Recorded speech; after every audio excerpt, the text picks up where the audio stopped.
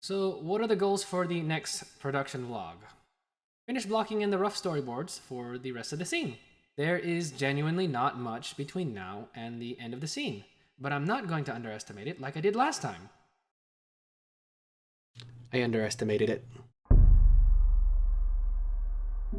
Hi guys, welcome to production vlog 4 of Yllista Blood Rose of Osyra. Sorry for the delay. I've had some personal and health matters that I had to deal with this past month, so I actually had to take a few weeks off. But I'm good now, I think. Anyways, let's recap from last update. What were the goals for this update? Priority 1. Finish the treasury scene. I did not finish the treasury scene. Look, I wasn't lying when I said that there wasn't much left between now and the end of the scene. But even after accommodating the few weeks I did take off, I genuinely underestimated the scope of this thing. In any case, let me show you what I did get done. So the first thing I did was update the story notes and revise them into proper script. Well, at least the first few scenes. The goal of this is just to make the storyboarding process much more straightforward. Script format is a little easier to read because they divide the groups from actions and dialogue, so it's a little easier to understand what's going on in the scene and in each shot. One thing to note about script writing is that 1 page of script roughly equals to about 1 minute of screen time. And what was originally 20 pages of story notes for Yllista is now about 60 or 70 pages of script.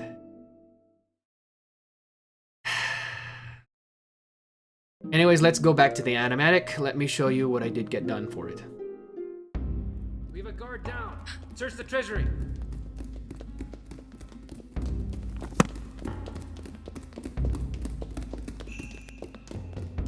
The archive room! Someone's been here! Search around. They were looking for something here.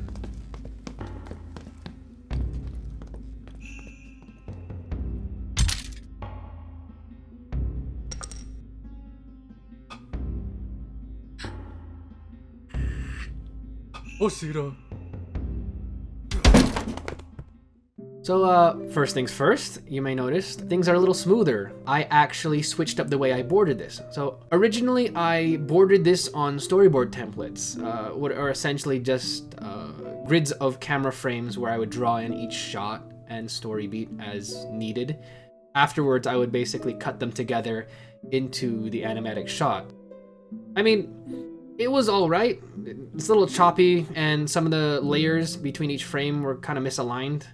Yeah, it was also difficult to move certain layers in the shot since each frame is essentially just 1 layer. All I had was basically like a line and a value layer below that. And I didn't really separate anything just because they were just sketches on the frame. They're essentially thumbnails of the storyboard. But hey, it did its job. That's how I've always done it since 2018, and that's how I kept on doing it up until last update. A few years back, I was working on a project with a friend of mine called Arkaya, and I did the storyboards with panels that way too. And I just cleaned it up afterwards by drawing over each frame in Photoshop and then throwing it into, After Effects to sequence everything. First and foremost, it was basically using the storyboard template and the grid. But recently, this past month, I actually saw a tweet at how the animation industry doesn't really do that and kind of goes straight to rough animatic using programs like Storyboard Pro or Adobe Animate. So I thought to myself, why can't I do that? Like, I'm not sure if this is truly how the industry works. I don't work for the industry, but like, I thought, why not? It seems like it would be easier to work with since I could just work ad hoc with the layers there right at the get-go. So I started working with Adobe Animate because I can't afford Toon Boom's suite of programs quite yet, and I already have Adobe Suite anyways for Photoshop and Premiere for this. And immediately, I could tell it was a smoother experience. I could board out and paste the shots more easily and efficiently. And since the layers are tied to the timeline, it makes it easier to separate the layers since I don't have to carry them over every frame. But one fatal flaw in my theory, though. The crux of this whole production vlog 4. This scene had 5 people in it, hence why I didn't finish. I based my workflow on the previous batch of boards without realizing that the tasks within the actual work would be more.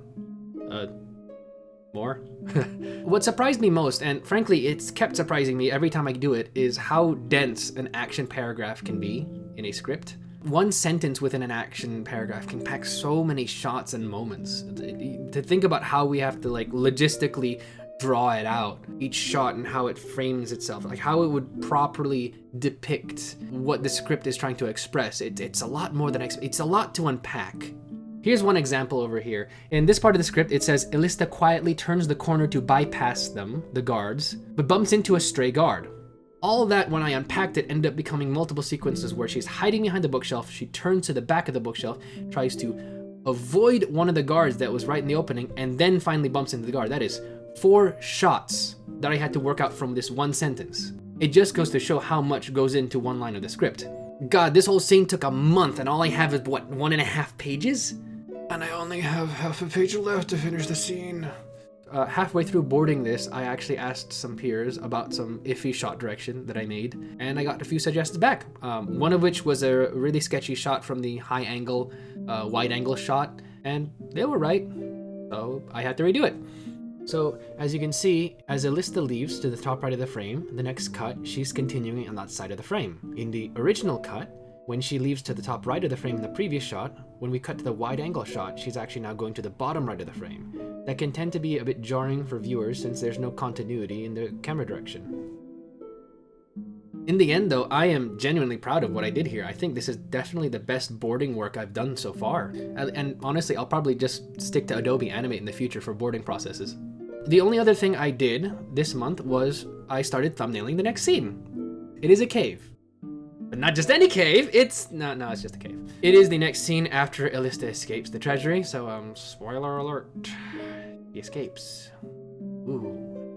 I wanted to design something with a bit more shape language and scale in mind, and hence why the rocks are very, very triangular. I still need to develop this a little more. As you can see, it's incomplete. I wanted to make 9 thumbnails, but my brain only gave me 4.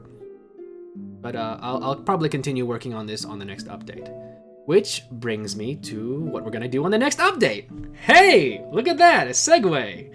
I hate myself so much. So what do I plan to do on the next update? I want to say finish the boards, but something tells me that's a sure road to burnout. So instead, for this update, I'll probably just focus on concepts and settings and character concepts, because I already got a few notes on that. I'll probably return to storyboarding after I hammer out some more designs and kind of get the storyboarding bug out of my system for a bit. And some final remarks. On months where I have to do storyboarding sequences, I'll probably just be doing that as the priority, and then on the side, revising the story notes into script. I'll probably stagger the storyboard tasks so they won't be back to back. Yeah, I don't think working on storyboards month on month, back to back, seems really fun to do or to present. At least until I get faster and more efficient in working in this storyboarding headspace. In retrospect, this was probably the most grueling sprint that I have worked on so far, given the circumstances and scope. But I honestly think this is the best work I've done yet, and I'm very proud of it. Those of you guys that stuck through the video until this point, thanks. I hope you liked it. Let me know if there's anything I can do to improve on the production vlog or the production itself. And yeah, I'll see you in the next update. Cheers.